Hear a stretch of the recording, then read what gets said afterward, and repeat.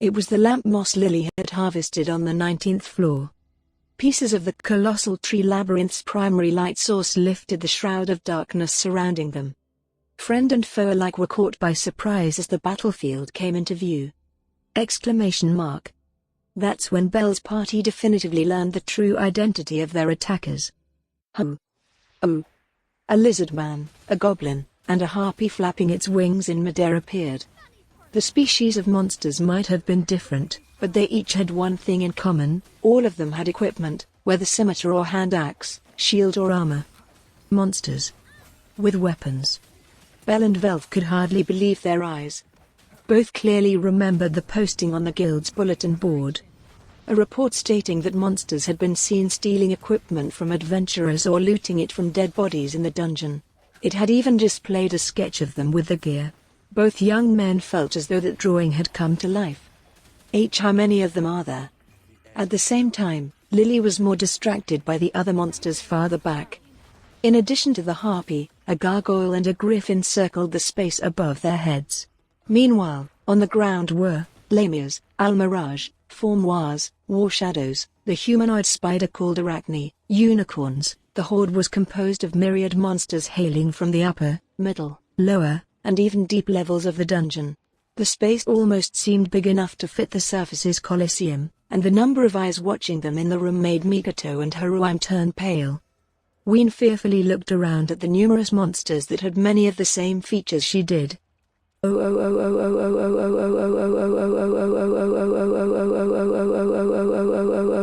Exclamation mark.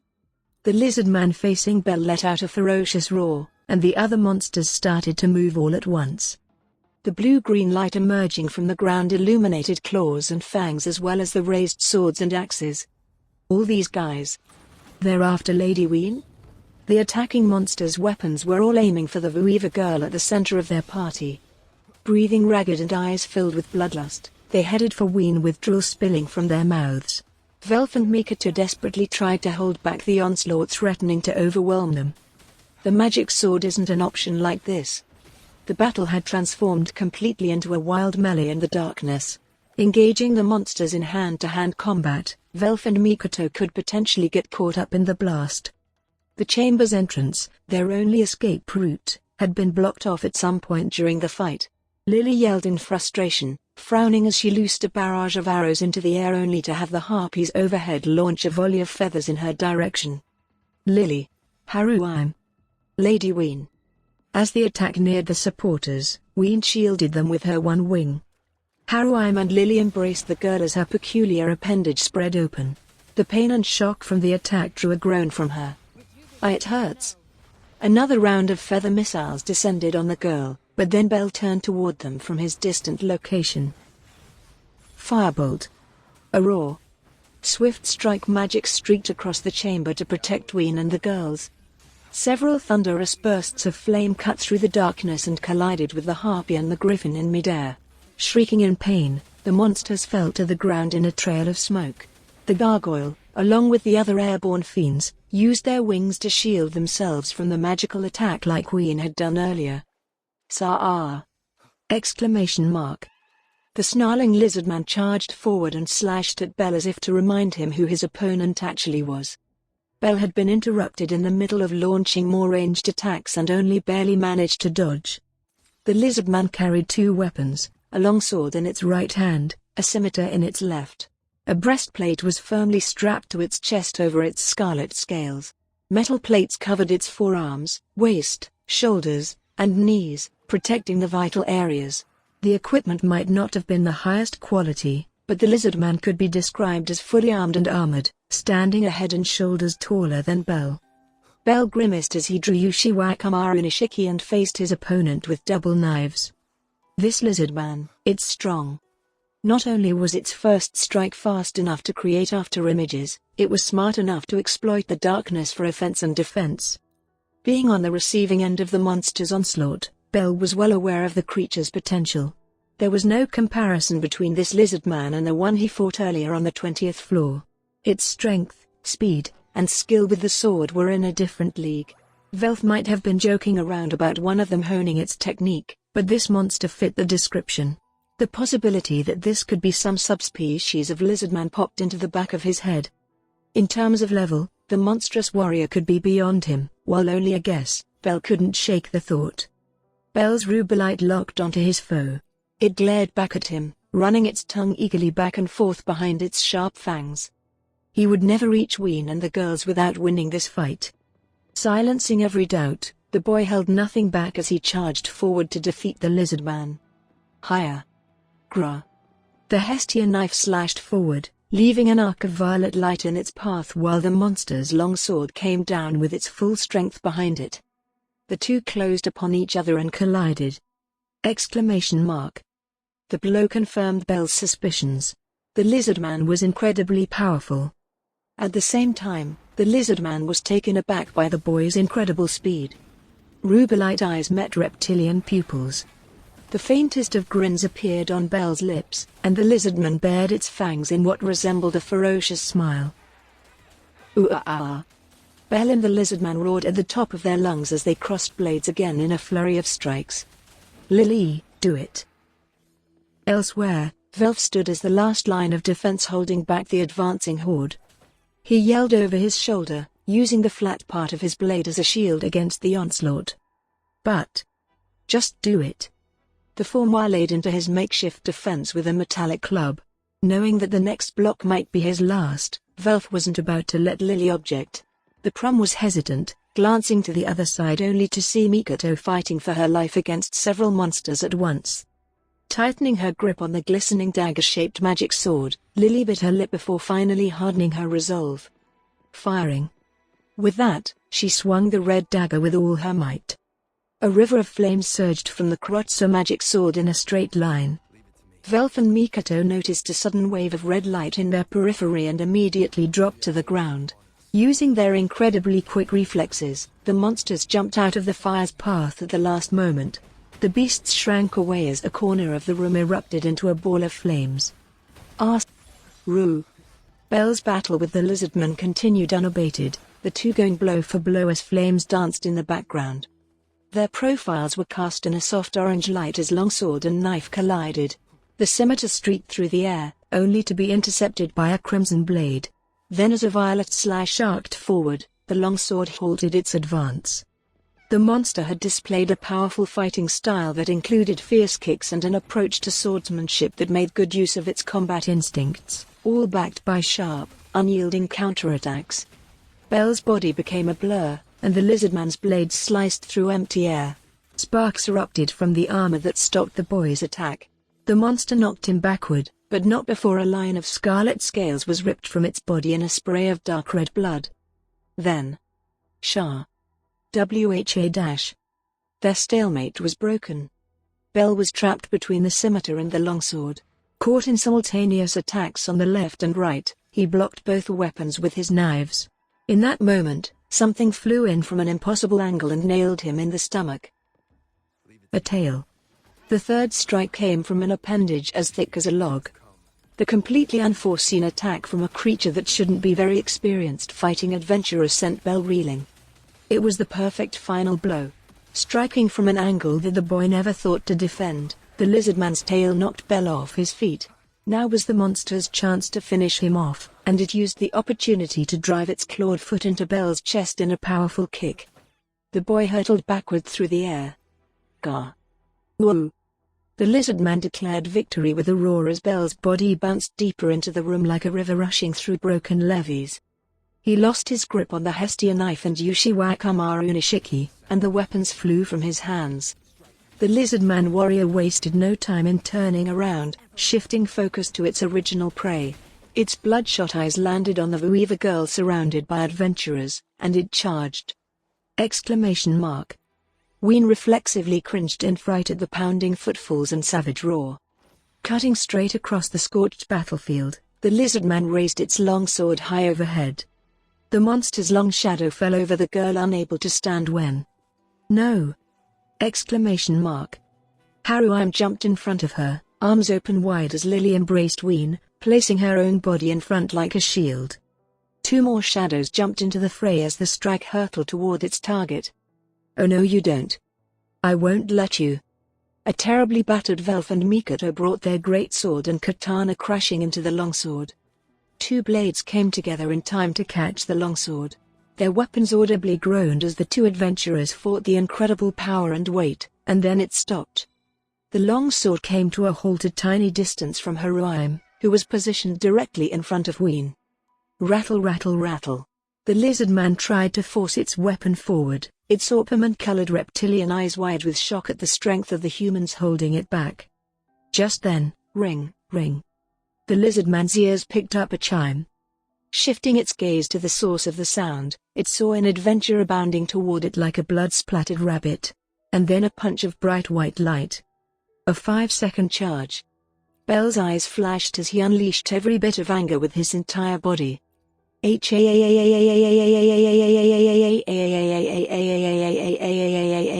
Exclamation mark, exclamation mark. Impact. Go who? The glowing fist collided with the lizard man's cheekbone. Several broken scarlet scales soared through the air. Now it was the lizard man's turn to be sent flying. The blades fell from its grasp and loudly tumbled across the floor. It worked. Bell had used his skill, Argonaut, while moving at high speed. Seeing Ween in danger had provided him with an extra spark of emotion and determination. Up until now, he'd been able to charge Argonaut only with his feet firmly planted on the ground. The situation had forced him to do a concurrent charge.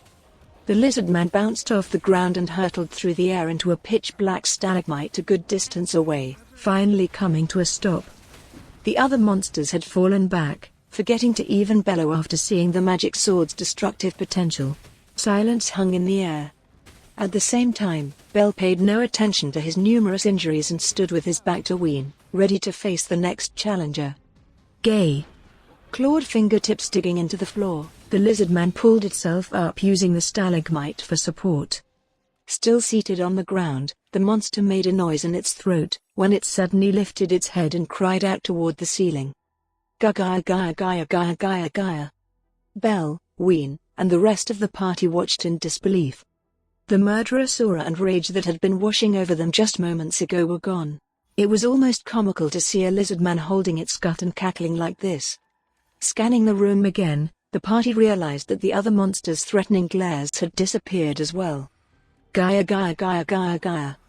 Slowly but surely, the cackling cries began to change. Ha ha ha ha ha ha ha ha. They started to sound much more like a person's laughter. Eh? What? Haruim's and Lily's astonishment at the sound was plain on their faces. Velf, Mikoto, and Bell were just as dumbfounded. Unable to comprehend what they were seeing, there was nothing to do but stand and stare. Realization started to set in. Each member of the party glanced at Ween before returning their gaze to the lizard man. That's new. Never met adventurers like these before. Never in the familiar's wildest dreams had any of them expected a lizard man to start speaking, let alone with this level of fluency. The monster happily slapped its knees a few times before climbing to its feet. Adventurers willing to sacrifice themselves to save a monster. Ha! Don't know what this feeling is, but I like it. Didn't I tell you, Lido? These ones are different. Flap. A new set of wings took flight. A single golden feather fluttered to the ground from overhead. One of the winged monsters, a siren, glided down. I know that voice. There's no way. Bell and Velf flinched as soon as they heard the new voice's unusual inflection.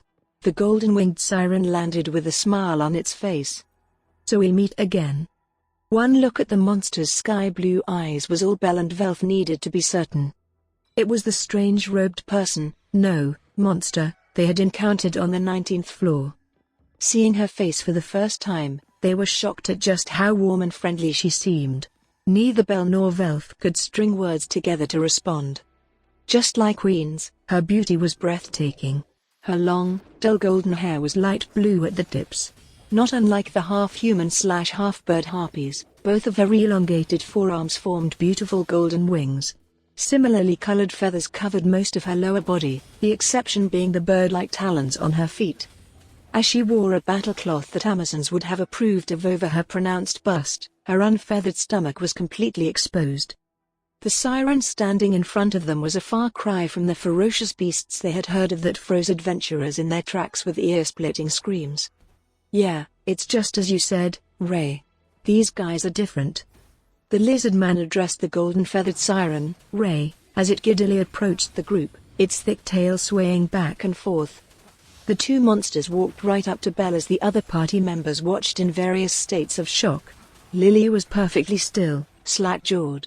Mikoto was confused beyond words, and Haruim tried to figure out what to do. "Sorry about that. You were too fast for me to hold back." Huh? It took Belle several moments to understand that the lizard man was talking about the battle that had just ended. And for good reason. The monster that nearly killed him moments ago was suddenly more interested in having a conversation than cutting him to shreds. "First off, let me apologize.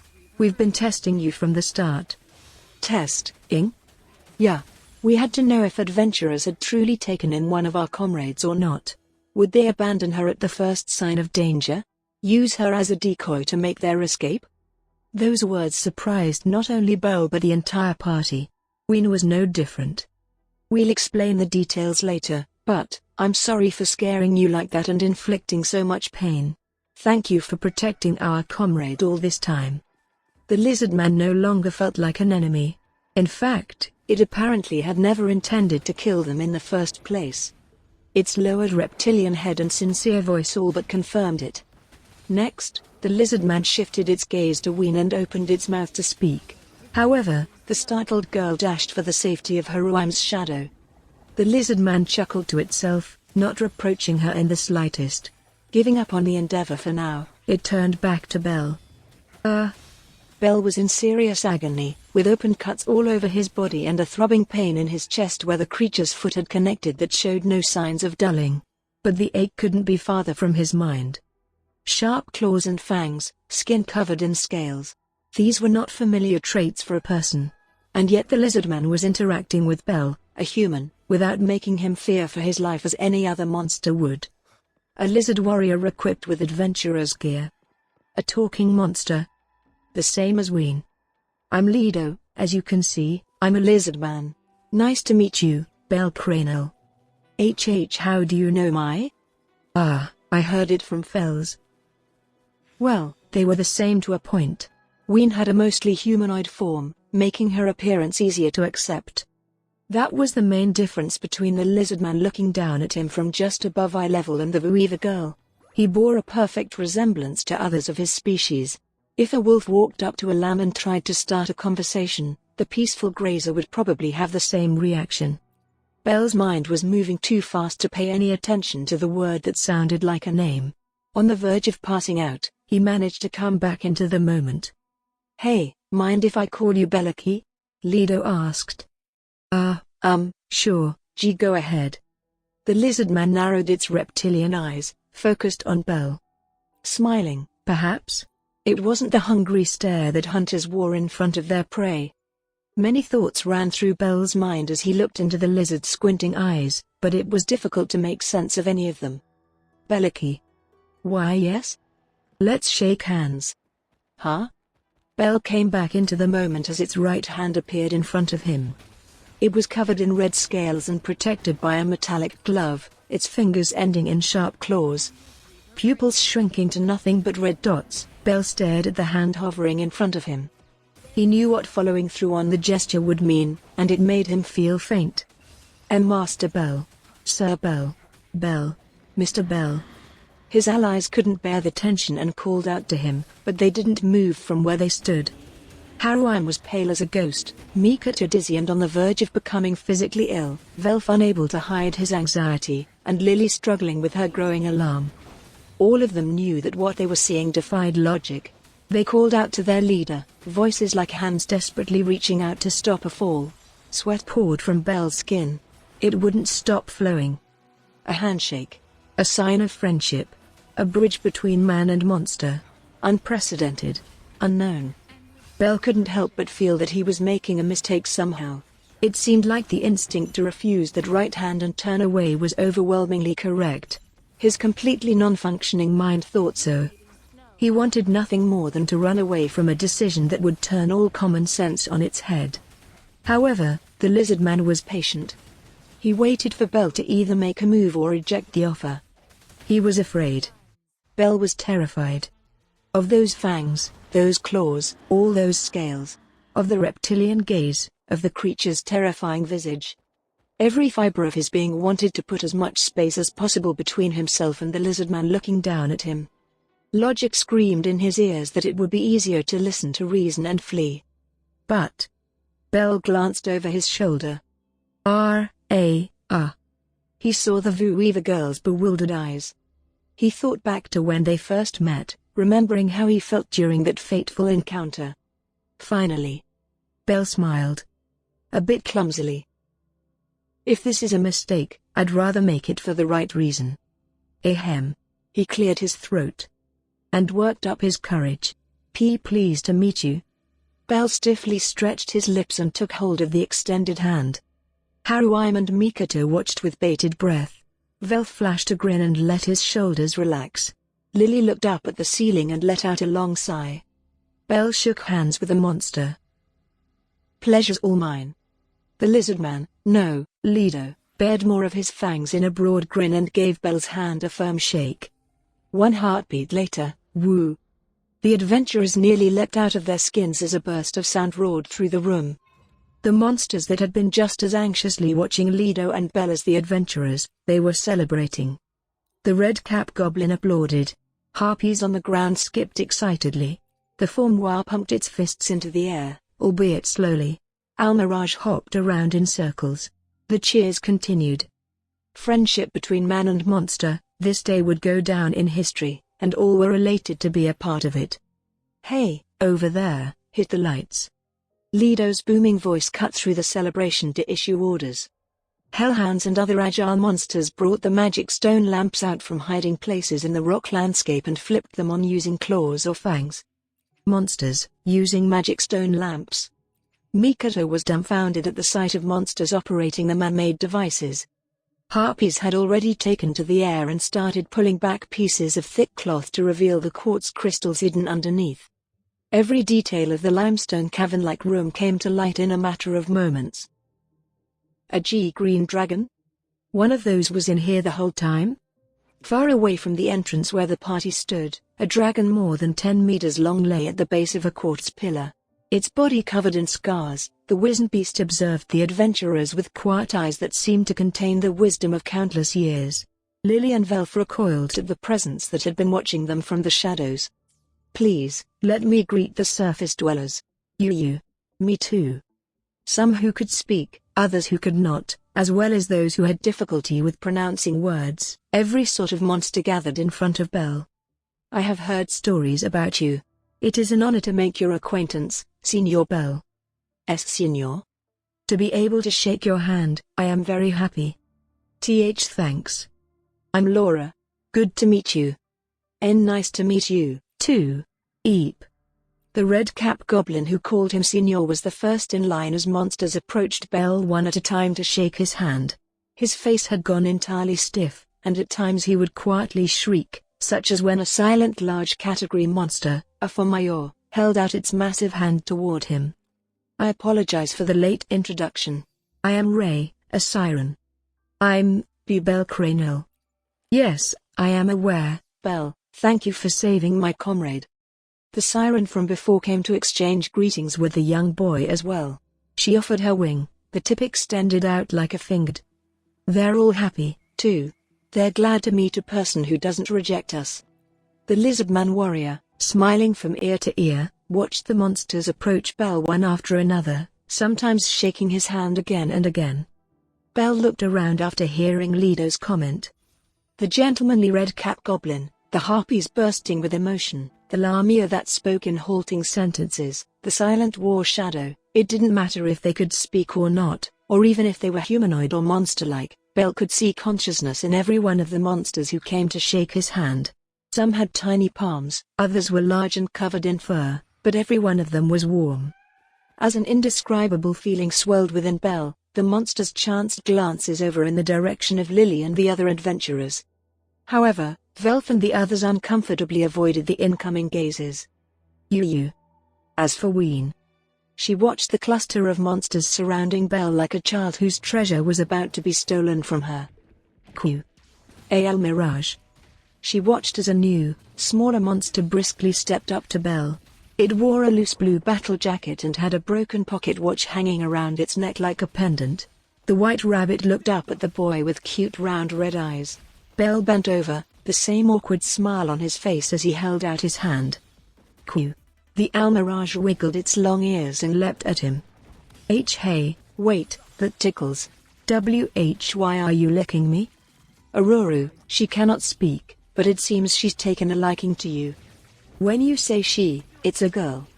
The Almirage had already jumped onto his chest and was happily licking his cheek when Ray offered an explanation.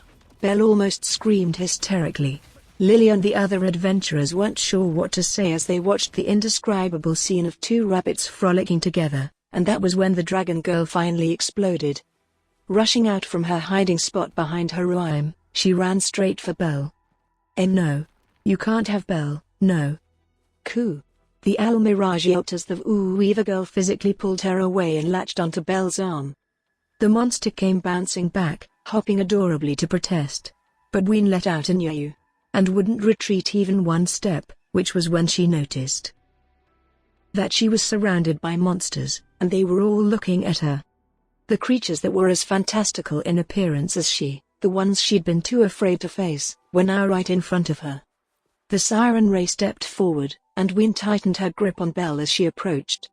Would you please share your name with me? Ween. Ween, it's a very good name. Ray smiled at the quiet voice. Ween blushed, squirming as though she were being tickled after the compliment on the name Belle and the others had given her. A few moments passed before a winged hand was extended to her. The Weaver girl hesitated, fearfully reached out with her own hand several times, then quietly settling into a grip. The golden-winged siren smiled with her blue eyes. A pleasure to meet you, our new comrade. No one here will hurt you. We welcome you. Just as the boy and his familia had done, she had been accepted as a comrade. Ween's amber eyes opened wide. Touched by the kindness and acceptance, she quietly wept. After the soft wingtip reached out and dried her tears, the smallest of smiles bloomed on the girl's face. The surrounding monsters howled to the ceiling, as though giving their blessings. Please tell me. Around the time the echoes started to die down. Still not fully grasping the situation around him, Belle spoke while still hugging Ween. All of you, and Ween, what are you? It was what they'd been trying to find out ever since the day they met the fantastical girl. Belle and the party wanted to know the answer to that question more than anything else. Every monster turned to face the adventurers. As the representative of the group, the golden-winged siren answered. We are Xenos. Xenos? Hestia whispered under the light of the crackling torches. Orinos, still seated on his throne, nodded in response. That's how we refer to them, monsters endowed with intelligence. In the chamber of prayers beneath guild headquarters, the elderly deity, who knew everything about the situation, informed Hestia as to Ween's true identity. Xenos, a word that gods and goddesses used to describe heretics. They were anomalies expunged from the established system. You're saying that Ween is also one of these Xenos, or whatever you call it? Indeed. All of them share one thing in common, an intellect that far exceeds what is normal for monsters. They possess the capability to understand, but more important, they all have hearts that are in no way inferior to our children in terms of will and emotions. Abnormal monsters that aren't dominated by the urge to murder and destroy. Hestia almost forgot to breathe as she listened to Oranos bring these facts to light. His voice continued to resound in the chamber of prayers, adding that the human-shaped monsters looked almost no different from the people who inhabited the mortal realm. As for when the Xenos first appeared, it is not known. However, those of us who have observed them with our own eyes and come in contact with them have ever since offered them support under the pretext of protection. Support? The guild is supporting monsters? What the hell are you thinking? Hestia was about to embark on a rant when something occurred to her. She and her followers had done exactly the same thing for the Weaver girl. They had harbored and continued protecting her. It was just as Orinos said. That pure, innocent girl had a heart of her own, no different from Belle or any of her other children. The elderly god did not budge as he watched Hestia's mouth snap shut. Then he continued. This mission's purpose was to return a Xenos who had reached the surface back to her allies in the dungeon. That Xenos is none other than the Vueva girl you and your children have been protecting, Hestia.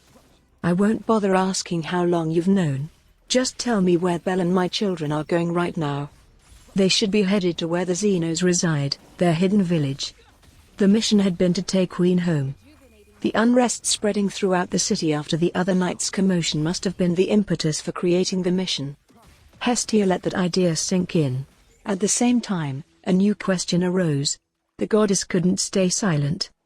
Orinos, why did you bother asking us to carry it out at all? Couldn't you have kidnapped Queen and brought her back by force? Why let us learn about these Xenos at all? There are several reasons, including that Belle Cranel and your children have already become aware of monsters that could communicate using language. However, the most important one is... Orinos paused for a moment before he told Hestia. I decided it was possible your familia, no matter how minuscule the chance, could become our hope. Hope? Yes, said Orinos with a nod. To bridge the gap between people and monsters and lead to the path of coexistence. This is a dream, right? Would you like Lily to pinch your cheek to check? Velf and Lily spoke as though they were in a trance. Belle heard their mutters, unable to hide the cold sweat running down his own cheeks. Food. Drinks. Bring out everything we have. Today, we need to celebrate our new comrade and the first people we've ever had as guests. The monsters erupted with excitement as soon as they heard the lizardman Lido's booming voice. The room shook from all the noise. A wide array of food, including fruits, nuts, and herbs found in the dungeon, was circulating. Barrels of alcohol carved with marks that read Rivera were rolled out. People and monster alike sat in a large circle encompassing several bright magic stone lamps. The whole scene was reminiscent of the night spent with Loki Familia around a campfire. It was truly a banquet. Bellaki, eat all you like, don't be shy.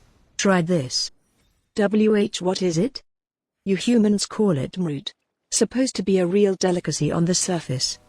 Lido, seated on Belle's right, held out what looked to be a red fruit in the palm of his hand. Very slowly, Belle picked it up and took a cautious bite. It felt like he was biting through a thick slab of soft meat, but his taste buds disagreed as a mellow, fruity flavor washed over his tongue.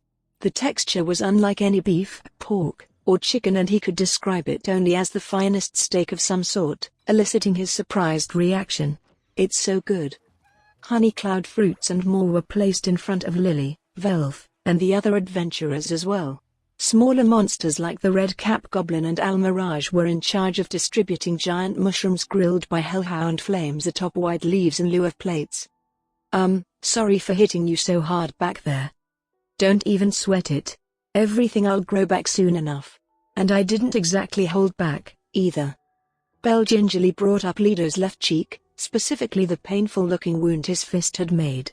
He apologized guiltily, but the lizardman warrior merely brushed off worn-out scales with his arm. Nothing to lose sleep over, said Lido, his sulphurous yellow eyes forming crescents. Most likely, he was smiling. Belle was getting to the point that he could recognize their facial expressions, even if they didn't look like people. It had been a real struggle at first, but the young boy felt as though he was getting the hang of it. Lido's low voice and ferocious appearance made him seem much more intimidating than many of his comrades, but he was surprisingly personable. It was thanks to his constant laughter that Belle was able to stay somewhat calm despite their company. He felt proud of himself for adapting so quickly. Then again, he might have also just become numb. Those thoughts made him want to laugh in spite of himself. Now that I think about it, you guys drink liquor? Yeah. At first I thought, what the hell is this?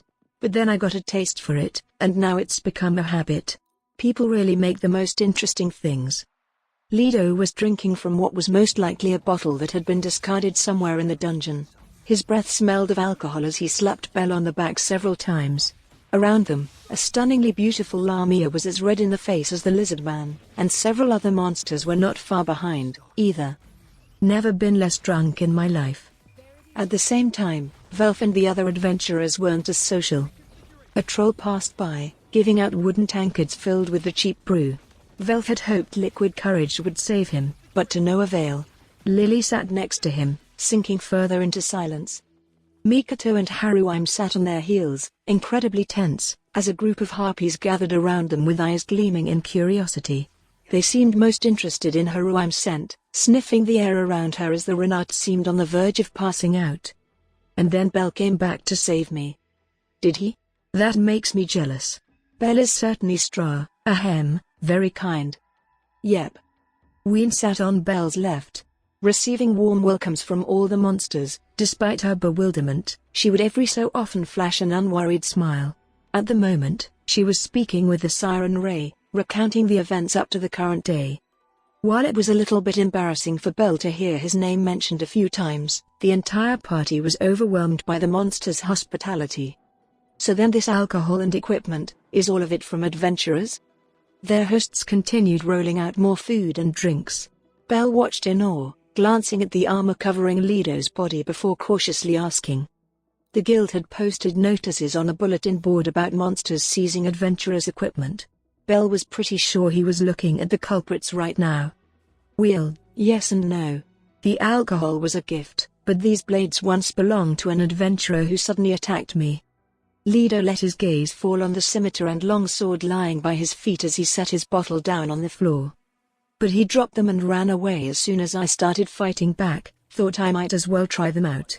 Adventurers take monster claws and fangs home after slaying them, right? That. Yes, it's true. People seem to want them back even after they're dead, so we try to return what we can, but adventurers get angry at us for carrying their weapons. It's hard to know what to do. Lido spoke with a nostalgic air, as if remembering a specific incident in the dungeon. Belle couldn't respond. I gotta tell you, liquor is amazing, but crafted weapons are really something else. They cut better than those flowers over there and are a whole lot harder. There's no way we could make those. Words excitedly pouring out of his mouth, Lido spoke with tremendous respect for people and their creations. Many other monsters wore some type of battle cloth, Lido included, even if they didn't have armor. A few of them wore normal clothing, like the scarf that the red cap goblin had wrapped around his neck. Perhaps they were trying to imitate people, copying what they saw. Belle felt that each of them had grown fond of the handiwork of surface dwellers for one reason or another. Lido, stop this nonsense at once. The speaker hurling venomous words toward them weaved through the banquet's commotion. They're people. They aren't worthy of trust. Are you still on about that, Gro? You saw how Belaki and his friends protected Ween with everything they had. We only had to go through all that because you insisted on testing them. Ain't that right? Standing apart from the monsters who had joined Lido in welcoming the party, there were others who had separated themselves from the group.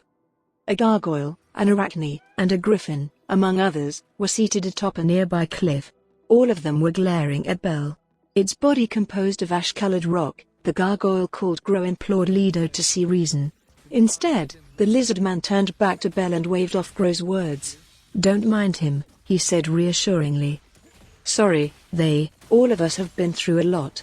The news that people would be coming here had everyone on edge. It's okay. From what we've seen of you on your way here and in battle, we know that all of you are different from normal adventurers. That includes them. Wait a second, on our way here? You were the ones watching us in the dungeon? Oh, you noticed? That's right, our comrades kept an eye on you until your arrival.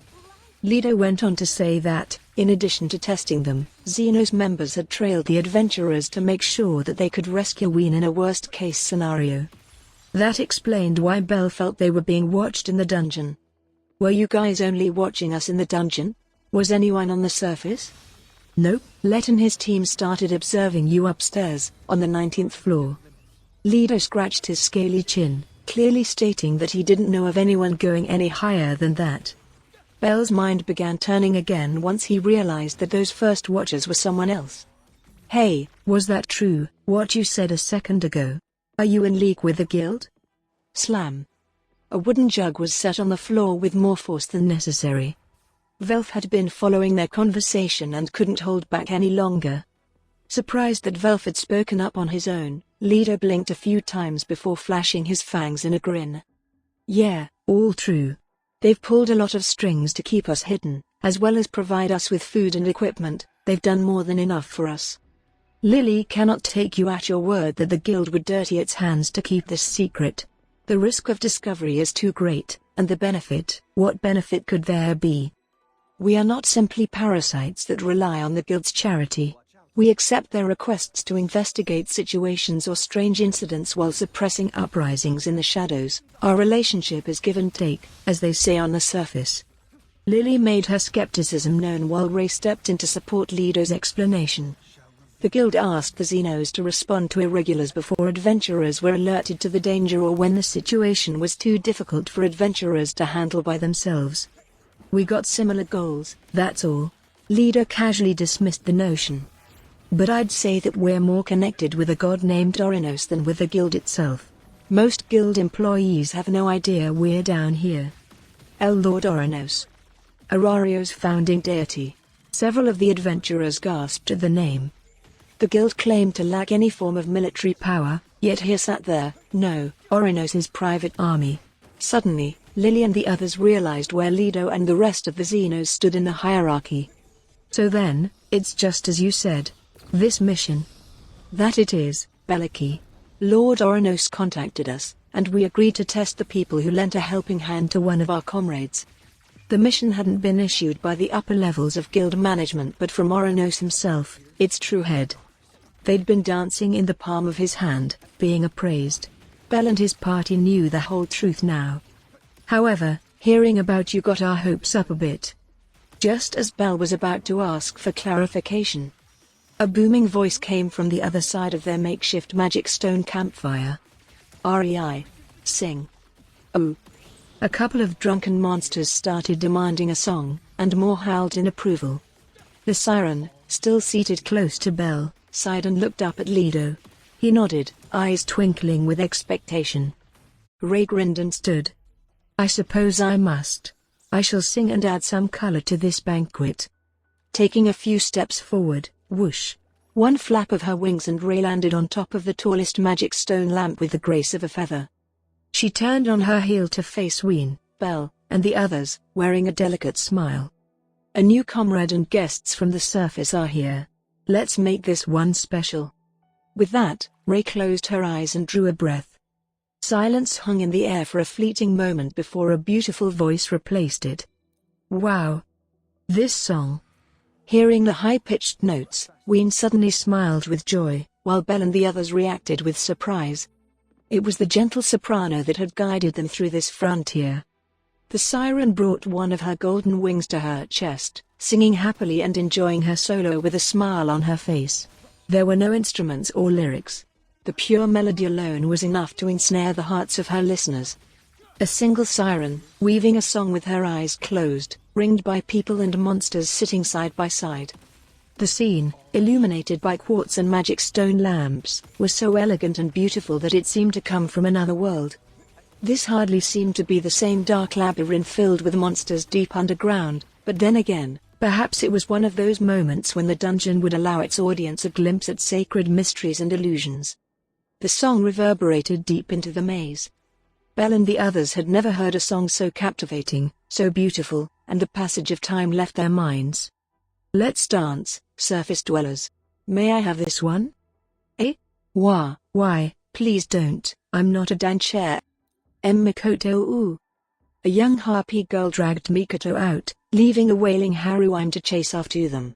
In the ring's center, two shadows danced together.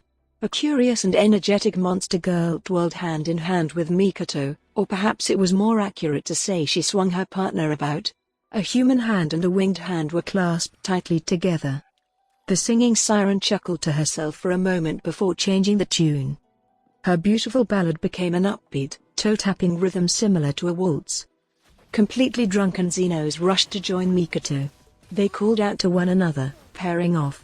The red-cap goblin and Alamia joined hands, hellhounds ran stride for stride with Almirage, and the Formois joined the trolls, using their gigantic fists to pound the floor like drums.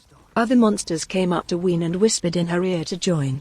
Okay, she replied cheerfully, heading toward Haruime. Meanwhile, the gargoyle and his group watched the tumult from their distant seats, unamused. The song, cheers, and laughter wouldn't stop. Ween pulled along a flustered Haruim all the way to where Mikoto and her partner were, before starting their own dance.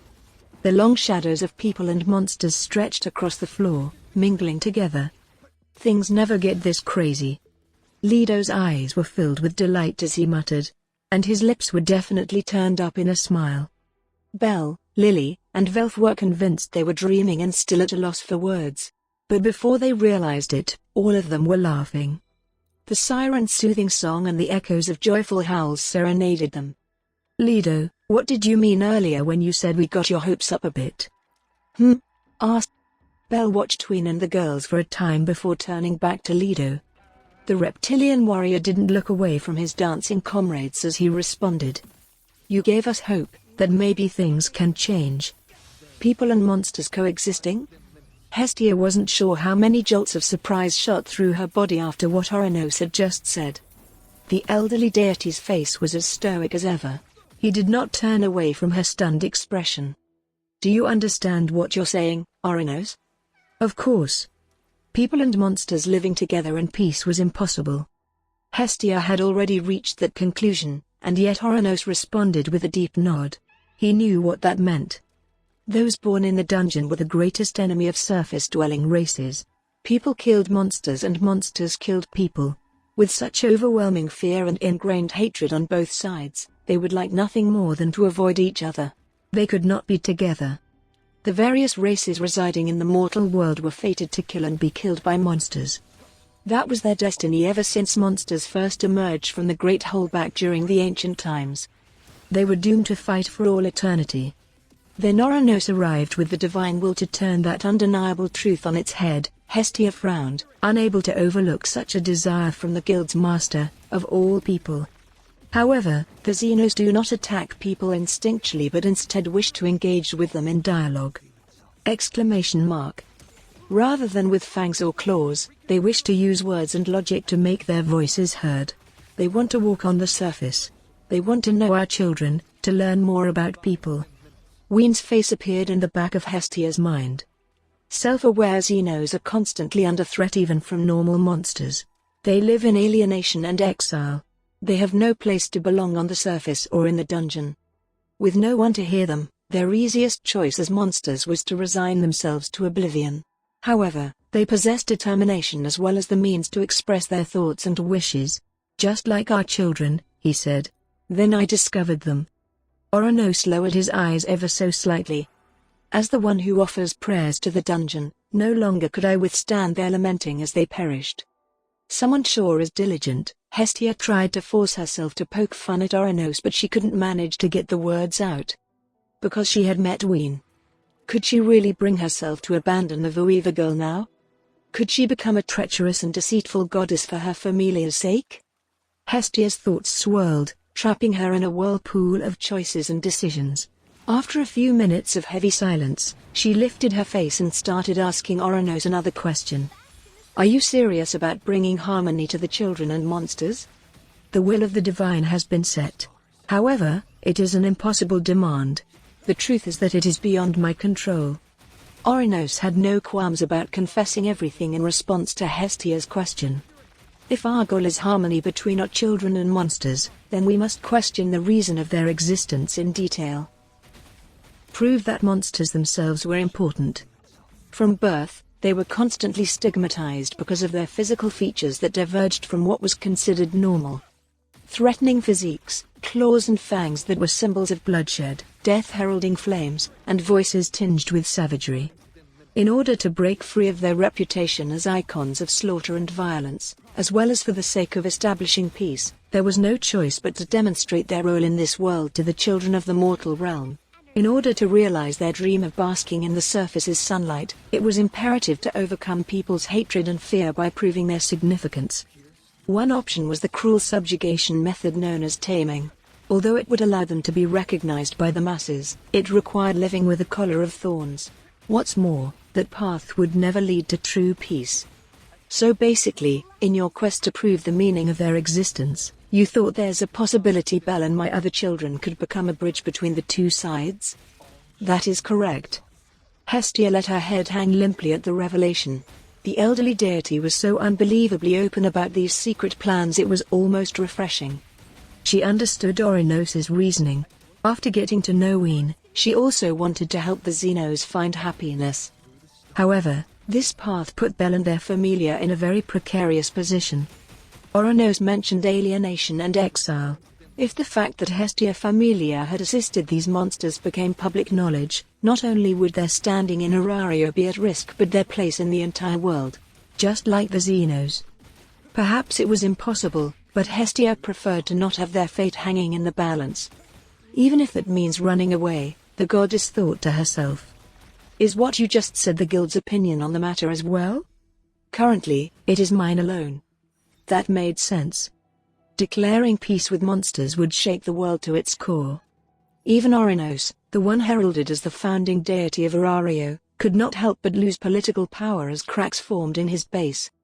The highest levels of guild management, including Royman and his closest advisors, have been kept in the dark on this matter. His employees had been ordered only to deliver the mission to Hestia Familia. Most likely, Royman believed that Belle's rapid growth had caught Orinos's attention and the deity intended to test the boy's strength with the mission.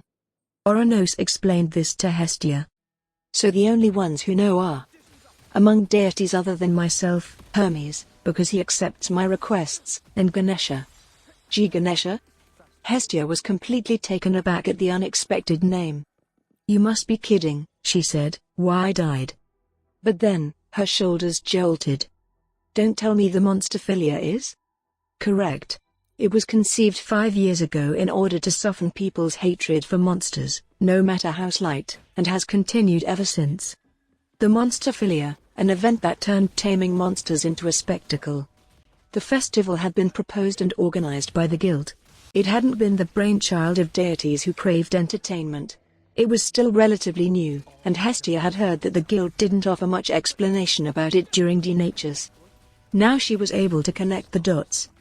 Orinos had been the driving force behind the event. Putting on a show despite the dangers of bringing monsters out of the dungeon was all his idea. He wanted to soften the public's opinion of monsters by showing the majestic tamers interacting with them, making the beasts less alien, providing a foundation for future change. It was all to lay the first stepping stones that would lead to a day when the Xenos could revel in the sun's rays. It wasn't just Monster Festival but Monsterphilia. But that merely served as the first stage, and its impact was rather limited. I informed Ganesha in order to gain his support. While the guild oversaw the event, it was Ganesha Familia that provided tamers for the show. Orinos would never have gained Ganesha's confidence by being manipulative, so the elderly deity had no choice but to reveal his divine will. Never thought it'd be Ganesha. Out of everything she had heard, that had been the most surprising. Hestia wiped the sweat off her neck with visions of the friendly god wearing an odd elephant mask popping up in her head. She promised herself right then and there to take some time to get to know him better. Is that everyone working with you? No, Orinos responded plainly to Hestia's question. The god looked down at his feet as if he were gazing deep into the dungeon far beneath. Fels is also with us. Well, this certainly exceeded my expectations. A serious voice devoid of any shock or mockery reached the banquet, still as lively as ever with singing and dancing. Belle and everyone else who heard the remarkably monotone voice turned toward the entrance of the room to see where it came from. Fels, you made it. What they saw seemed like a living shadow, wearing a long black robe and black gloves adorned with intricate patterns. Belle and the adventurers were quick to react to this mysterious individual, instantly ready for a fight. But Lido opened his arms and gave the newcomer a friendly wave. Fels. A name that both Lido and Ray had mentioned quite a few times. The adventurers still watched the hooded figure for a bit as he approached. However, Fels seemed more interested in watching Ween and the other dancers. You're here earlier than I thought you'd be. I came as fast as I could. But please, Lido, I could do with a quick explanation. To tell the truth, I'm quite startled. Fels asked the lizardman warrior, climbing to his feet to recount what had happened. The adventurers followed suit, standing as Lido brought the stranger up to speed. Oh ho? A light chuckle emerged from the hood. You all may be more important than we thought. Fels looked down toward Belle and the others, offering words that were difficult to discern as praise or ridicule. The black-robed figure stood just a little shorter than Velf. Examining each member of the trio in turn, the shadow come to life continued speaking. First, allow me to introduce myself. I am Fels. I act as a liaison between Oranos and the Xenos, a messenger, if you will. I also take on odd jobs as necessary. Oh, odd jobs? Yes, that's right. Perhaps you would understand if I were to say that I was the one keeping tabs on you and the Vueva girl? Exclamation mark. Belle, Lily, and Velf were stunned. Something resembling a laugh spilled from the darkness of Fels's hood as a gloved hand rose into the air. Belle Cranel, Lily Luca Erda, Velf Krotso, as well as Mikoto Yamato and Haruime Sanjino. I've been observing your activities over the past week. Those were the only words they needed to hear to put the pieces together. The person in front of them was the guild's eyes who had taken the liberty of thoroughly investigating them without their knowledge. Are you a monster, like them? Lily knew that something was odd about this person, something felt off. Fending off her confusion, she pressed for answers. Nah, Fels is a person, Lido replied, and Fels's black hood fluttered up and down again. Formerly a person may be a better choice of words. Huh? Belle nearly whispered under his breath. I'll show you. Two black gloves took hold of the hood and pulled it back. For Belle, Lily, and Velf, time came to a screeching halt. The eyes that were supposed to be there didn't exist, just two pitch-black cavities, empty eye sockets. The skin they expected to see was also missing. Perfectly aligned teeth protruded from the exposed jawbone. The face simply didn't exist. A white skull of death stared back at the adventurers. A skeleton? Hold up, hold up, hold up. A Spartae? Three voices shrieked. There was no doubt that it was a skeleton's head, no eyes, no nose, no ears, no hair, just bones. The horrifying personification of death itself was proof enough that this being was no living person. Belle was reminded of the skeleton monsters from the deep levels called the Spartae, but Fels slowly shook his skull side to side to refute the boy's terrified scream. Sorry, but I am not a monster. As I said, I am formerly a person. Formerly a person? What the hell happened? Lily could only echo Fels's words as Belle struggled to speak, mouth opening and closing again and again. Meanwhile, Velf clenched his teeth together in a desperate attempt to remain calm but couldn't hide the fear scrawled across his face. Fear was a natural reaction to a voice originating from a skull with no skin or throat to speak of. While the three of them stood dumbfounded, it was Lido who spoke up with an answer. Fels is the sage. An awesome magus. Those words. It was as though Belle and his companions had been doused by water, all of them going silent. That is, until a moment later, when Lily let out a cry. The sage? As in the sage? The one who created the Philosopher's Stone in the Kingdom of Magic, the only one to ever successfully create the elixir of eternal life? That sage? Why yeah, probably that sage, I guess. The lizardman was unfamiliar with what was considered common sense on the surface, so the prom's red-faced outburst caught him by surprise. Overwhelmed by this demi-human girl only half his size, Lido took a step back as a stunned Belle remembered the story Aina had once told him about the sage. Just as Lily said, that legendary person created the Philosopher's Stone, a magic item that granted the user eternal life. Mastering the advanced ability Enigma, the sage became the most powerful magus in history. He brought his creation, the Philosopher's Stone, before his god only to watch the deity smash the stone on the floor. If that story were true, then the being standing before him was worthy of being named among the heroes in fairy tales and legends. Belle's eyes opened as wide as they would go. Another correction, if I may. I am what became of the one once called the sage. The magus shocked the adventurers further, explaining with a shade of self-deprecation. As my story will be handed down to future generations, and as it is told even today, I came to loathe the deity who destroyed my precious stone. I became more driven than ever before in my pursuit to acquire more knowledge, to unlock the secrets of immortality, and became what you see now. The skeleton recounted the traumatic experience with that god while running black gloves up and down the robe that hid the rest of his body. My methods took their toll, causing my skin and flesh to rot off my bones. Now I have become something more revolting than a monster. I've forgotten the sensation of hunger and thirst. I am no more than a living ghost. Fels finished by saying that all his experimentation produced was a curse. Learning the other side of the story, one that had been lost in history, the adventurers gulped as the sage's fate came to light. At the same time, they were in awe at how cruel the Dusdi could be, completely ruining the lives of their followers. I now go by the name Fels the Fool. Fels, a fitting name for someone who had once been known as Sage, only to have been reduced to a farce. Incapable of expressing even the slightest emotion, the skeletal magus who could no longer even smile now went by that name. Mind explaining how the sage ended up in a place like this? It's a long story, to say the least. Suffice it to say that Orinos took me in despite my wretched state after I wound up in Arario. Velf certainly looked uncomfortable, but he posed his question without fear. Fels responded openly, making the peculiarly indistinct voice friendlier in tone. Now I'm privy to a front row seat in the center of the world, the driving force behind the changing times.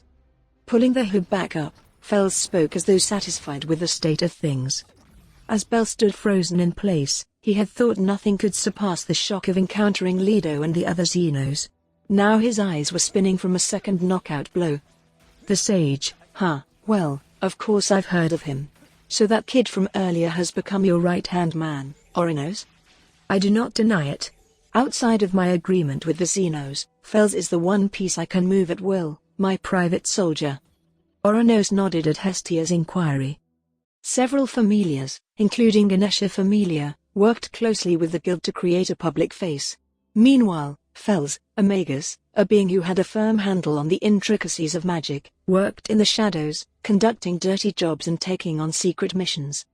I take it Fels played a major role in keeping the Xenos a secret up until today? Indeed. We have already worked together for centuries. Fels also filled the role of Orinos's personal bodyguard. Many guild employees had witnessed his movements through guild headquarters, with rumors of an elusive ghost circulating among their ranks through the generations, each with a common thread. Monsters with the capacity to think and feel. I first encountered Lido and his kind 15, maybe 16 years ago. Fels continued to speak even as the siren sang among the happily dancing monsters in the background. At that time, members of the Familia close to Orinos captured them. The deity managed to keep their presence a secret from the rest of Arario by issuing a strict gag order. That Familia fell into ruin and no longer existed. Fels obeyed Orinos's divine will and had served as a messenger ever since, eventually becoming the Xenos' first contact with the world above ground. After talking with Lido and his companions, we decided to dub their group of heretics Xenos. They now live as a community under the same name. A community? Yeah. Others like us are born throughout the dungeon. We make contact with our comrades to form our own organization. Bell asked for clarification from Fels, but it was Lido who provided the answer. We gather in hid